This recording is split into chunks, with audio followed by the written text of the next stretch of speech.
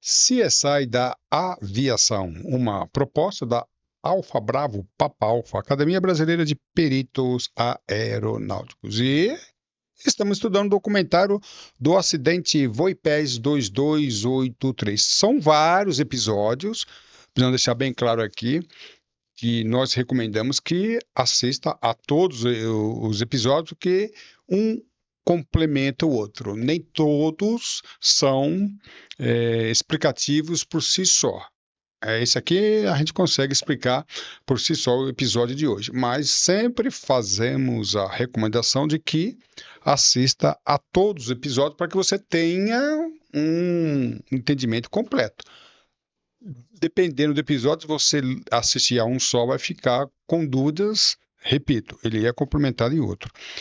E um dos assuntos, inclusive fizeram essa pergunta para mim, professor Calazans, explica isso aí, esse negócio de cultura organizacional. O que é isto? Pessoal, esse assunto eu, não- eu uso uma expressão, é difícil de explicar. Melhor, é fácil de explicar e para muitas pessoas difícil de entender esse tal de cultura organizacional. Nós falamos, né, que o CENIP utilizou essa expressão na apresentação do relatório final. Os jornalistas e a cultura, quem não é da comunidade aeronáutica teve dificuldades para entender. E eu vou explicar hum, fazendo uma comparação com outro termo de psicopatia aeronáutica. Opa, essa expressão é forte, mas ela é técnica e eu fiz alguns episódios utilizando esta nomenclatura, psicopatia aeronáutica, e uma autoridade aí ligou para mim, eu gravei um vídeo, né, e pediu para eu tirar o vídeo, que não gostou, e a comunidade aeronáutica não gostou desse vídeo, muito menos do nome que eu dei. É claro que eu fiquei muito preocupado, vocês não têm nem ideia. É claro que eu não fiquei nada preocupado e não vou tirar o vídeo do meu canal do YouTube, porque ele é importantíssimo para que nós possamos entender esta concepção que o CENIP apresentou como cultura organizacional. E, para nós entendermos, eu vou fazer a princípio, dois episódios do Bog 737 Max. É outro episódio, não é o de hoje. O de hoje vai ser o Titã. Então, eu vou explicar, por intermédio desses dois episódios, eu vou explicar. Lembra que eu vou explicar. Eu não vou justificar. Eu não vou entender que os envolvidos poderão invocar a cultura organizacional.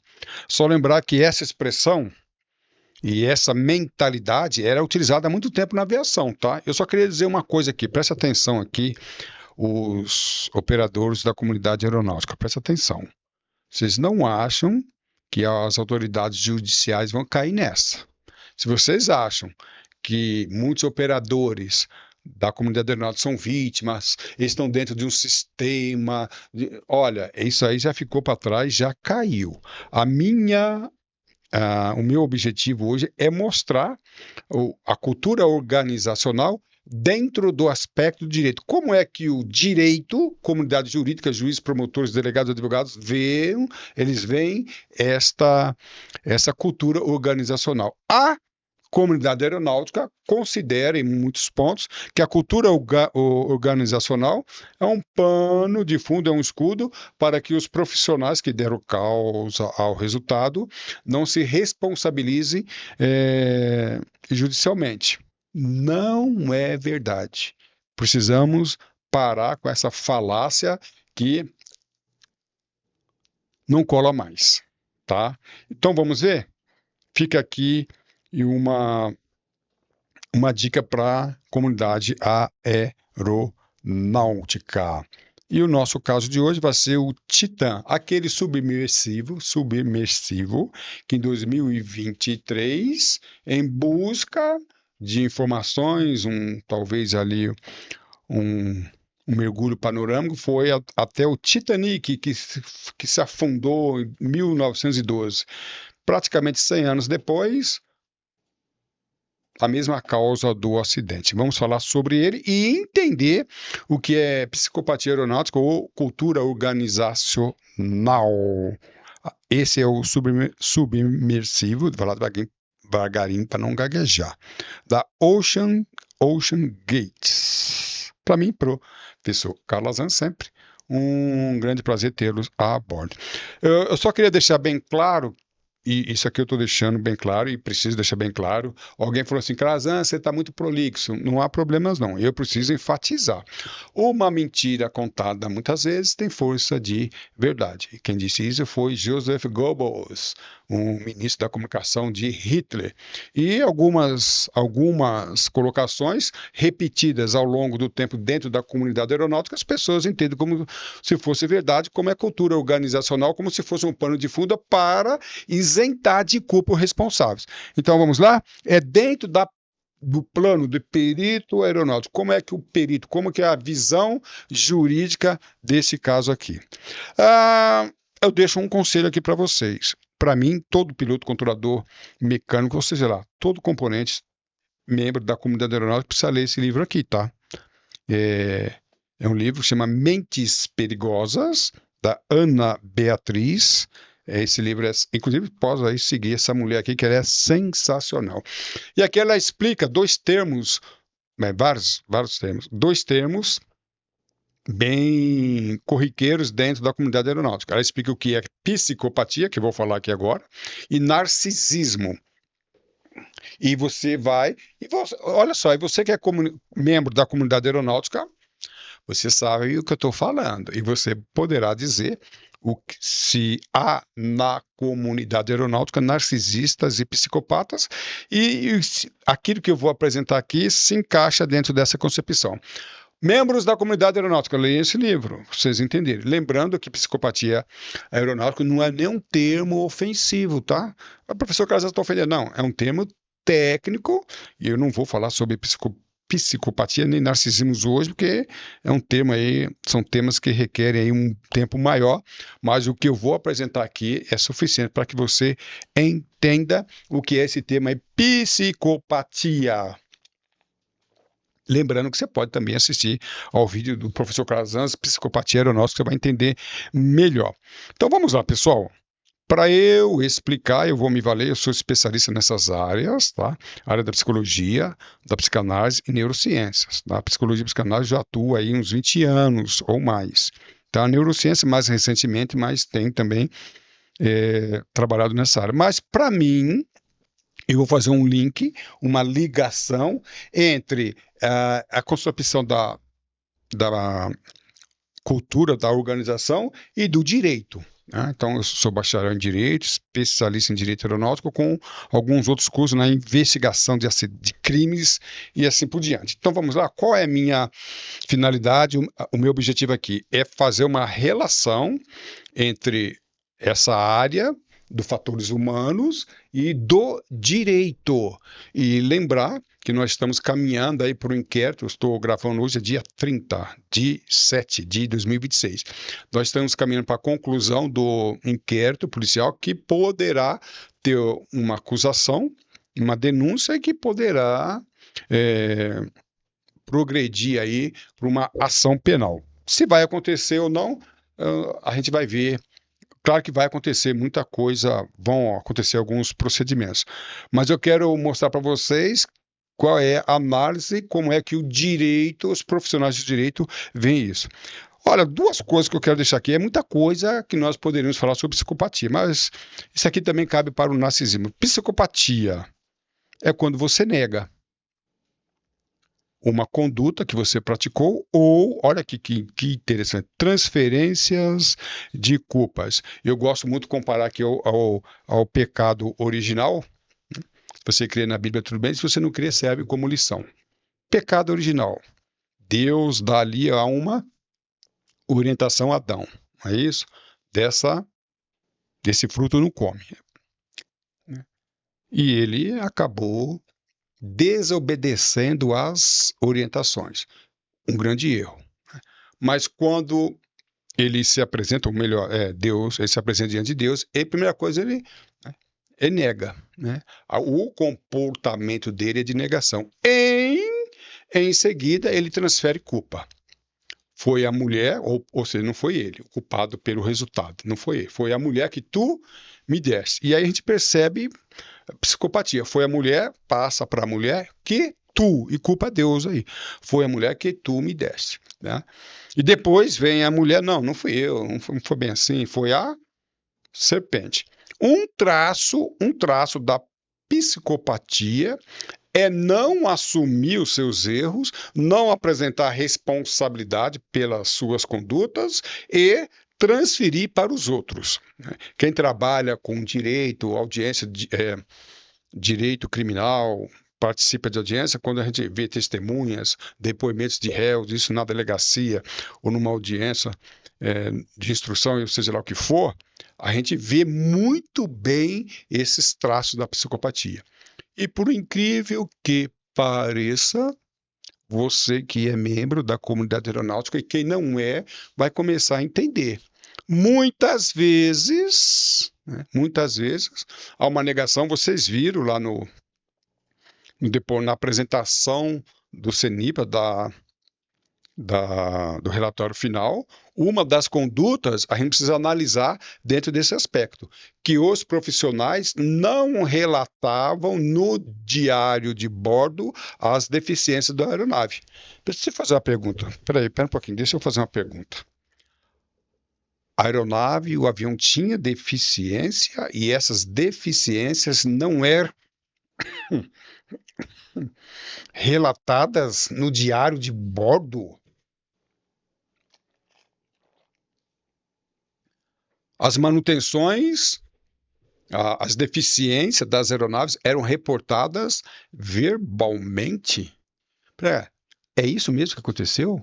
Se isso aconteceu, se isso for verificado no plano jurídico, nós vamos ter aí um desfecho muito diferente no que se refere à responsabilidade jurídica. E a manutenção não era feita de acordo com aquilo que devia ser feito?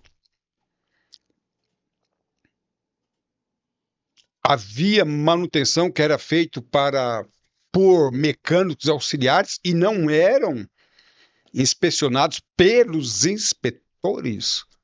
Isso realmente aconteceu?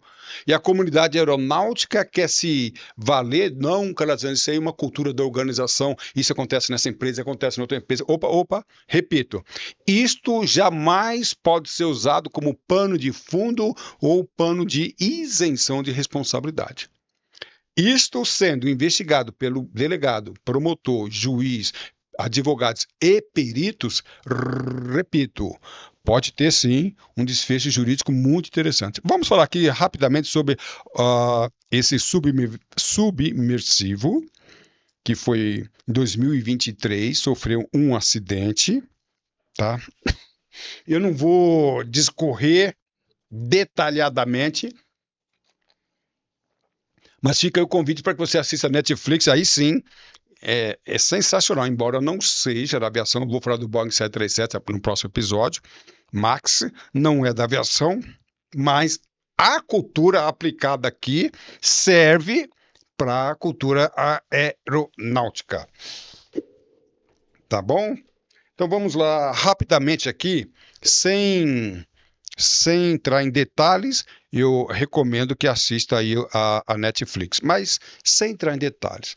Foi feito aqui, desenvolvido, alguns anos, 2023 foi o acidente, e com muitas irregularidades. E essas irregularidades foram reportadas pelos engenheiros navais, técnicos, assistam lá e vão ver.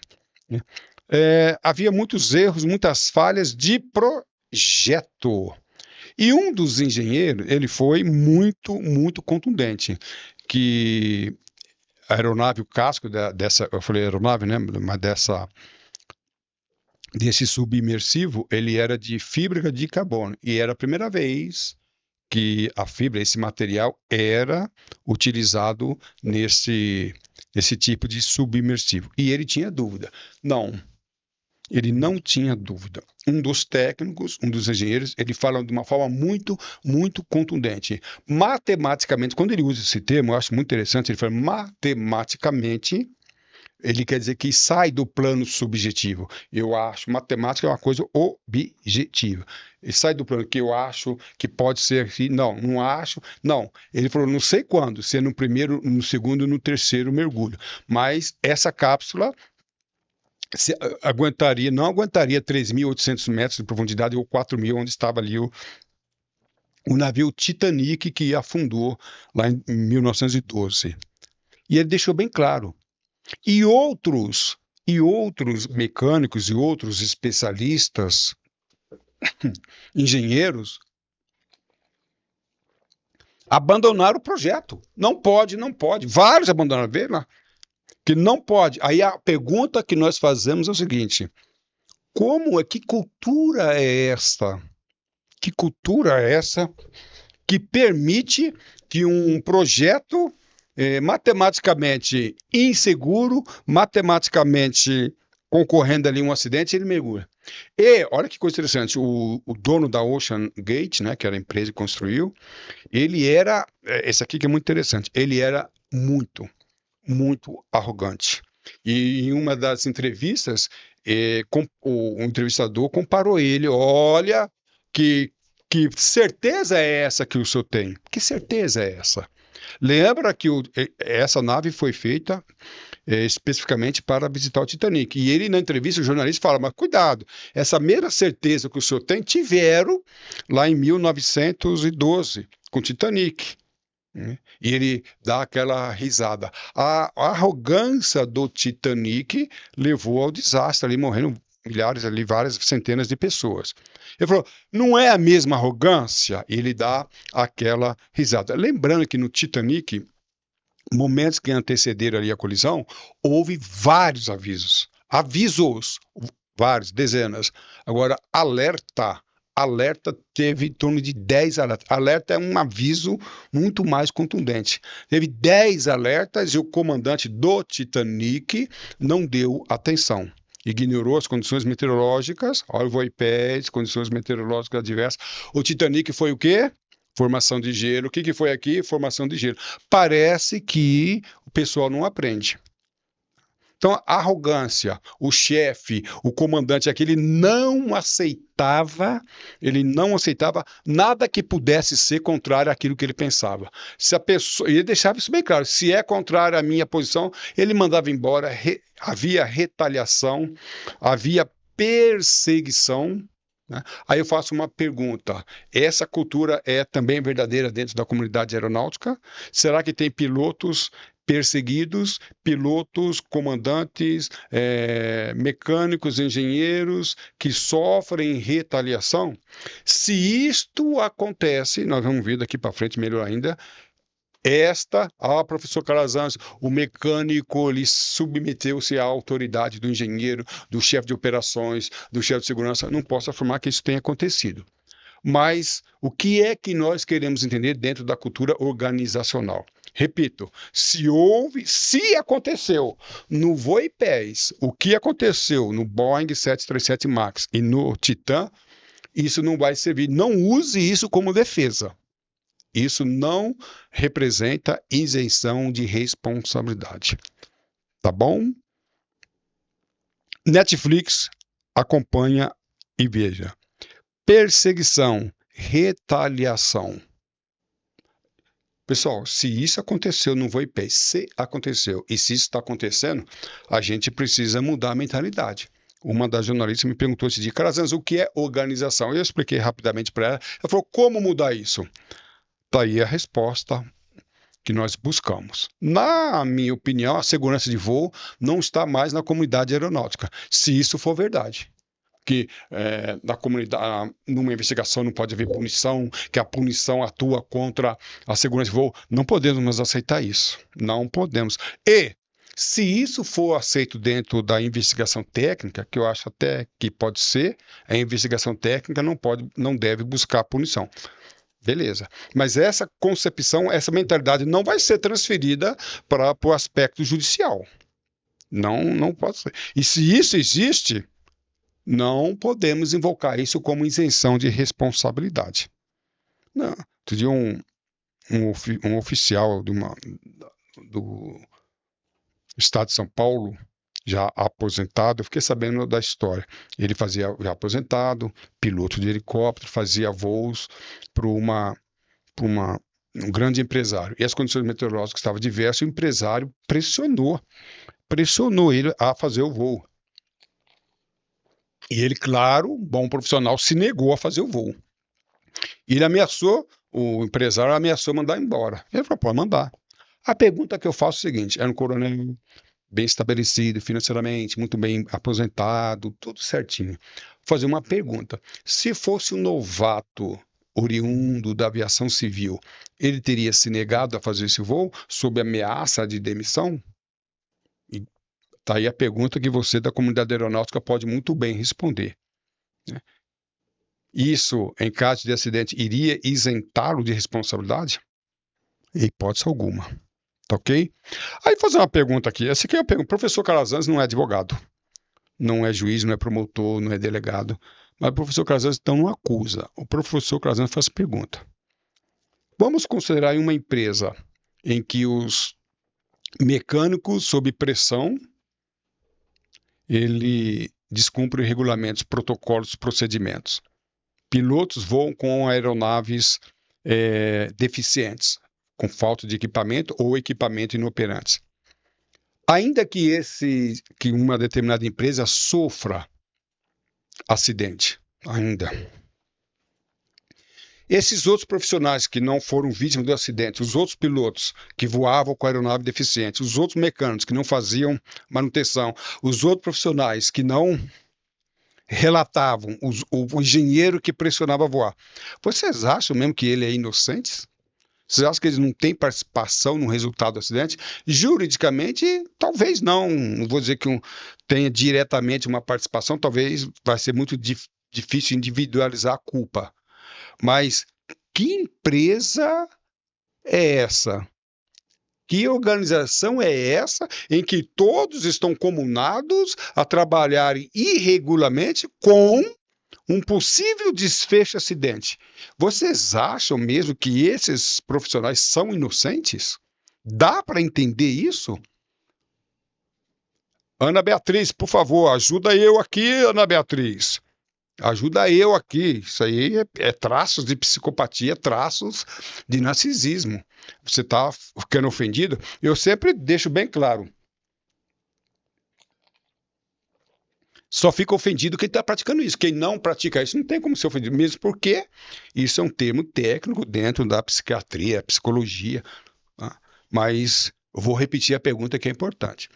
Profissionais que atuam dentro dessa cultura de organização, que não fazem manutenção, que não inspecionam manutenção, que não relatam deficiências, que voam com equipamentos inoperantes. Eles são mesmo inocentes? Ou são, de alguma forma, participantes? Tá aí a pergunta. Eu só quero dizer o seguinte, cuidado. O aspecto jurídico vai identificar essas condutas. É apenas uma pergunta. Mecânico frustrado. Olha só que coisa interessante. Eu estava no fórum aqui em São Paulo, sendo testemunha de um caso da área trabalhista, e quando estava esperando a minha audiência, um senhor, um setentão, ele chega para mim, você é da aviação? Eu falei, eu sou da aviação. Ele falou assim, meu filho é frustrado, meu filho sofre uma grande frustração. Eu falei, qual foi a frustração do seu filho? Então, seu Calazans, meu filho era mecânico e ele era obrigado, muitas vezes, despachar, autorizar uma aeronave a voar. Como mecânico, ele sabia que a aeronave não tinha condições mecânicas nenhuma de realizar o voo. E por que ele é frustrado? Ele é frustrado, Calazans, porque ele não, em hipótese alguma, aceitava isso e pediu demissão e abandonou a carreira de mecânico. Eu falei, teu filho não é frustrado. Teu filho devia ser um exemplo. Teu filho devia ser, um herói, na minha opinião. Frustrado é quem está lá autorizando uma aeronave a voar e acha que vai ficar isento de responsabilidade. Falei, teu filho não é um frustrado. É claro que eu entendi a colocação do filho dele, a colocação do pai, claro que eu entendi. Mas olha só, o filho dele teve um comportamento ilustre. Uma vez eu conversei com o piloto, ele falou assim, piloto novato, professor Calazan, se eu não voar, o outro voa, eu perco o emprego. Não, se você não voar, o outro não voar, ninguém voar, ninguém vai voar irregularmente. Se você não voar irregularmente, se o outro não voar, ninguém voar irregularmente, só terá voos regulares. É, Calazan, mas não é bem assim. Não é bem assim, eu fiquei preocupado. Não é bem assim. A comunidade aeronáutica está doente e precisa urgentemente se tratar com terapia, psicólogo, psiquiatra, psicanalistas, porque eu não consigo entender isso. Não posso, eu preciso repetir isso, não posso afirmar que esses detalhes aconteceram aqui. Mas essa concepção é muitas vezes utilizada dentro da comunidade aeronáutica para, é vítima. Quem age assim não é vítima, tá bom? E aqui o Titanic, 1912, se afunda por uma organização, uma cultura de organização, de desobediência, do que eu gostaria de ver explicação. A arrogância. O que derrubou, que afundou o Titanic, a arrogância. O que afundou o Titã submersível, a arrogância. E vamos ver o que aconteceu com o Voipés 2283. Eu só queria afirmar se houve essa cultura como eles estão apresentando, haverá desfecho jurídico diferente entre culpa e dolo. Tá? Não vou trabalhar com esses temas aqui agora. Lembrando que no meu curso de perito aeronáutico eu explico esses detalhes, mas repito, sendo comprovada a cultura organizacional dentro dessa concepção, não haverá isenção de responsabilidade. Haverá outra coisa aqui muito, muito interessante. Aqui eu queria deixar um recado aqui principalmente para militares, na área da aviação, qualquer outra área. É muito comum essa concepção veio do militarismo, ordem superior. Ora, vamos lá. Dentro de uma empresa civil, ordem do superior, do gerente, diretor, engenheiro, não habilita, não autoriza realizar procedimento ilegal. Ordem legal não se cumpre. E se você... uma vez eu vi uma determinada situação que o réu acusou, ele argumentou ordem superior.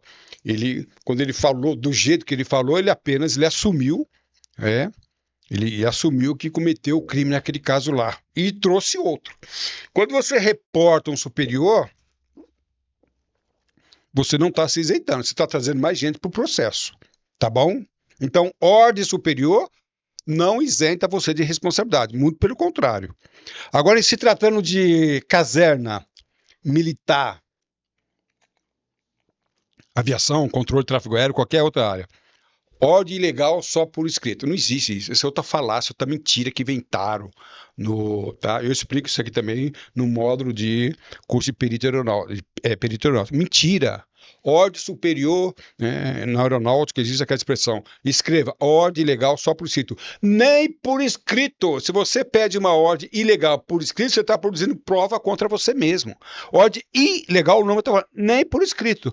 No militarismo, dependendo da circunstância, pode haver uma atenuação da pena, mas não isenção.